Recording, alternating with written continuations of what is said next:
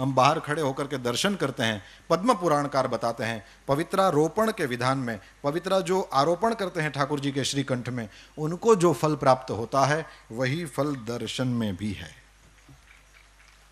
अब जो मेरे पास समय है उसमें मुझे जो मुख्य कहना था वो कहूँगा, तुलसी की महिमा सुनाऊंगा, क्योंकि तुलसी हमारे जीवन में हमारे साथ एकदम सटी हुई है और उसका हमको रोज काम पड़ता है, तो हम उसके साथ रहते हैं, इसलिए तुलसी जी की कुछ बातें आपको बताऊंगा। लिखा है शंकर भगवान के मुख से ये तुलसी महिमा बताई गई पद्म पुराण में। लिखा है कि तुलसी का महात्म्य भर सुन लेने से जन्म मृत्यु के चक्कर से हम छूट जाते हैं। जन्म से लेकर मृत्यु तक पर्यंत जितने भी पाप हुए हों केवल तुलसी महात्म्य सुनने से नष्ट हो जाते हैं। सुनिए, लिखा है तुलसी का पत्ता, फूल, मूल, शाखा, छाल, तना और मिट्टी आदि सभी पावन है। तुलसी संभवम सर्वम पावनम मृत्तिकादिकम। जो तुलसी काष्ठ का चंदन श्री कृष्ण को अर्पण करता और उनके श्री विग्रह में भक्ति पूर्वक लगाता है वो सदा श्री हरि के समीप रमण करता है। यही हरिचंदन है। तुलसी का काष्ठ भी चंदन काष्ठ की तरह घिसा जा सकता है, यही सर्वांगे हरिचंदनम है, इसी को हरिचंदन। तुलसी का काष्ठ इसमें घिस दो, हो गया हरिचंदन, या तुलसी का पत्ता उसमें घिस दिया, हो गया हरिचंदन। ये ठाकुर जी को धराया जाए। जो तुलसी काष्ठ की आग से, तुलसी की जो सूखी लकड़ियां हैं उसको ऐसे ही कचरा समझकर फेंक न दें, इसका भी उपयोग है। लिखा है जो तुलसी काष्ठ की आग से भगवान के लिए दीप जलाए, तो कान खोलकर सुनिए, उसको 10 करोड़ दीप दान का फल मिलता है। जो ब्राह्मण तुलसी काष्ठ की अग्नि में हवन करते हैं उन्हें एक एक सिक्त अर्थात भात के दाने में अथवा एक एक तिल में अग्निष्टोम यज्ञ का फल मिलता है, जिस यज्ञ के कुंड में तुलसी का एक छोटा सा काष्ठ डाल दिया जाए। फिर लिखा है तुलसी की लकड़ी की आंच से तैयार किए हुए नैवेद्य का थोड़ा सा भी अन्न भगवान केशव को अर्पण किया जाए तो वो मेरु के समान अन्नदान का फल देने वाला होता है। जो भगवान को तुलसी काष्ठ का धूप देता है, भगवान ने એટલે આપણે અગરબત્તી સળગાવીને મૂકી દેવાય ને, મેં ટ્રાય કરી લીધી બોલવું હતું એટલે પણ બુઝાઈ જાય, એટલે આપણે ઘી કે કંઈક લગાડીને કદાચ કરીએ તો રહેશે। લખ્યું છે कि जो भगवान को तुलसी काष्ठ का धूप देता है वह उसके फल स्वरूप 100 यज्ञानुष्ठान और 100 गौदान का फल प्राप्त करता है। केवल तुलसी काष्ठ का धूप, ये कचरा समझकर न फेंकें। आगे, जो मनुष्य अपने अंग में तुलसी की कीचड़ लगाकर श्री विष्णु का पूजन करता है उसे एक ही दिन में 100 दिनों के पूजन का फल प्राप्त होता है। ये सब कुछ गीता प्रेस से प्रकाशित पद्म पुराण में आप दर्शन कर सकते हैं। लिखा है तुलसी की जड़ की मिट्टी से स्नान करने से तीर्थ स्नान का फल मिलता है। जो तुलसी की नई मंजरी से भगवान की पूजा करता है वो जब तक सूर्य चंद्र है तब तक वो पुण्य भोगता है। तुलसी द्वारा पूजित होकर भगवान श्री हरि भयंकर उत्पातों, रोगों तथा अनेक दुर्निमित्तों का भी नाश कर डालते हैं। फिर लिखा है प्रतिदिन तुलसी दल से पूजा करेगा कोई व्यक्ति भगवान की तो वह धनवान होता है। तुलसी की मूर्ति संपूर्ण सिद्धियों को प्रदान करने वाली है। फिर लिखा है पार्वण श्राद्ध के अवसर पर श्रावण मास में तथा संक्रांति के दिन तुलसी का पौधा लगाना ये अत्यंत पुण्यदायी है। तुलसी की जड़ में ब्रह्मा जी रहते हैं, मध्य भाग में भगवान जनार्दन रहते हैं और मंजरी में रुद्रदेव का निवास है, इसलिए शायद मंजरी रुद्रदेव को चढ़ती है। जिस घर, गांव या वन में तुलसी का वृक्ष हो वहां जगदीश्वर श्री विष्णु प्रसन्न चित्त होकर निवास करते हैं। उस घर में दरिद्रता नहीं होती, वहां दुख भय रोग नहीं ठहरते।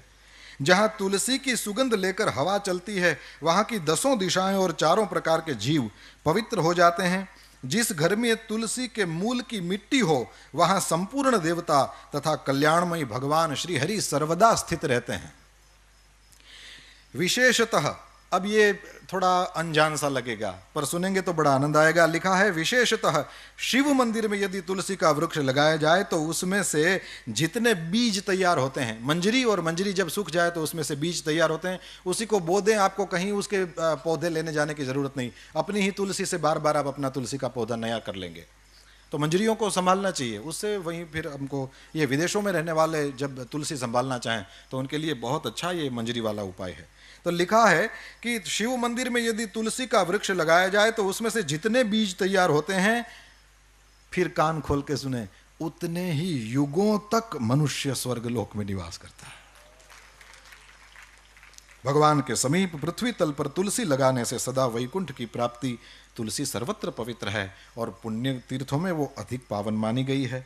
और फिर लिखा है कि तुलसी वृक्ष के बगीचे का दर्शन और स्पर्श कर लेने मात्र से भी ब्रह्म हत्या आदि पाप नष्ट हो जाते हैं। जिनका मृत शरीर, अब थोड़ी और्ध्वदेहिक बातें भी कर लें और फिर मैं पूरा करूंगा। लिखा है जिनका मृत शरीर तुलसी काष्ठ की आग से जलाया जाता है वे विष्णु लोक में जाते हैं। ये जब से मैंने पढ़ा है, मैं जहां भी पहुंचता हूं, किसी की अर्थी वगैरह को देखता हूं, अपने घर से तुलसी काष्ठ ले जाता हूं या वहां कहीं खोज करके उसमें डाल देता हूं। इसमें सबसे पहली मेरी दादी माँ थी।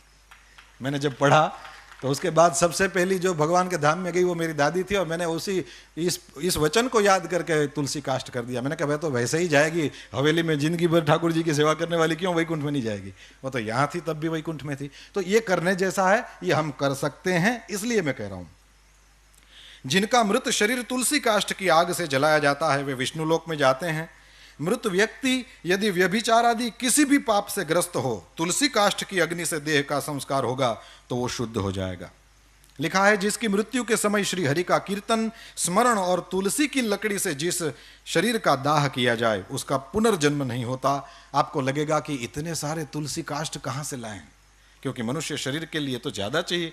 तो यहां लिख दिया है यदि दाह संस्कार के समय अन्य लकड़ियों के भीतर एक भी तुलसी काष्ठ हो तो करोड़ों पापों से युक्त होने पर भी मनुष्य की मुक्ति हो जाती है। तुलसी काष्ठ से मिश्रित होने पर सभी काष्ठ पवित्र हो जाते हैं। वैसे श्मशान में यदि कभी जाना हो तो लिखा है कि श्मशान का वो जो मृतक अग्नि है, चिता जब जलाई जाए तो मृतक जो अग्नि है उसमें से जो धुआं उठता है, वो धुआं यदि स्पर्श कर जाए तो लिखा है कि जन्म भर किया हुआ पुण्य खत्म हो जाता है। अब यहां और कुछ लिखा है, यदि तुलसी का स्पर्श करा दिया जाए तो क्या होगा। लिखा है जिस अग्निशाला या श्मशान में घी के साथ तुलसी काष्ठ की अग्नि प्रज्वलित होती है वहां जाने से मनुष्यों का पातक भस्म हो जाता है। उसमें पुण्य भस्म हो जाने की बात है, यहां पाप भस्म हो जाने की बात आई। तुलसी काष्ठ की अग्नि से मृत मनुष्य का दाह होता देख क्या होता है, बोले विष्णुदूत ही आकर उसको वैकुंठ में ले जाते हैं। वो करोड़ों जन्मों के पापों से मुक्त होकर भगवान विष्णु को प्राप्त करता है। जो मनुष्य तुलसी काष्ठ की अग्नि में जलाए जाते हैं उन्हें विमान पर बैठकर वैकुंठ में जाते देखकर देवता उनके ऊपर पुष्पांजलि चढ़ाते हैं। ऐसे जीव को देखकर भगवान विष्णु और शिव संतुष्ट होते हैं, और लिखा है श्री जनार्दन सामने जाकर हाथ पकड़कर अपने अक्षरधाम में ले जाते हैं। और फिर पिंडदान की बात, पिंडदान में ये लिखा है कि तुलसी दल को मिलाकर पिंडदान करने से 100 वर्ष तक पितर तृप्त रहते हैं। ये तो किया ही जाता है। तुलसी वन की छाया में पितरों को तर्पण करना चाहिए। वहां किया हुआ पिंडदान लिखा है पितरों के लिए अक्षय होता है। और 260वां अध्याय, इसमें समुद्र मंथन की कथा है, और समुद्र मंथन की कथा में नई बात लिखा है महालक्ष्मी जी प्रकट हुई, फिर चंद्रमा प्रकट हुए, और पद्म पुराण का वचन है कि चंद्रमा प्रकट हुए जो हम सबके मामा हैं। पद्म पुराण में लिखा है कि चंद्रमा हम सबके मामा हैं। ये केवल हमारी दादियों से सुना हुआ नहीं है, पुराण भी इसके साक्षी देता है कि चंद्रमा सबके मामा हैं। अब मैया है महालक्ष्मी जी, श्री जी, और मामा हो गए ना। और फिर लिखा है कि इनके बाद समुद्र मंथन से भगवान श्री हरि की पत्नी तुलसी जी प्रकट हुई, जो परम पवित्र है और संपूर्ण विश्व को पावन बनाने वाली है। जगन माता तुलसी का प्रादुर्भाव श्री हरि की पूजा के लिए ही हुआ है। और सच में कभी भी श्री हरि का दर्शन करिए, मंगला के बाद जब ऋषि कुमार ठाकुर जी को सजा देते हैं पुष्पों की मालाओं से, तो उनके चरणों का फिर दर्शन नहीं होता। वो इसलिए नहीं कि नहीं कराना चाहते, लेकिन इसलिए कि उसमें तुलसी से वो दोनों चरण अच्छा देते रहते हैं। अंत में श्री राजेंद्र दास जी महाराज के द्वारा सुनी हुई एक बात कह करके पूरा करूंगा। उन्होंने कहा कि तुलसी जी क्यों इतनी ज़्यादा चढ़ाई जाती हैं। बोले इसलिए चढ़ाई जाती हैं कि तुलसी की जो मंजरी होती है, उस मंजरी में सफ़ेद छोटे छोटे फूल होते हैं, उसमें से कोई सुगंध आती है। मैंने तो कोशिश करी, लेकिन मेरी इस प्राकृत नासिका को उसमें से कोई गंध नहीं मैं प्राप्त कर सका। उतना पता नहीं मेरा पुण्य नहीं होगा, पर उसमें से जो सुगंध आती है, महाराज जी ने कहा, श्री राजेंद्र दास जी महाराज ने कहा कि वही सुगंध श्री राधा जी, श्री श्री जी के शरीर से आती है, और इसलिए ठाकुर जी को तुलसी जी ज़्यादा पसंद है।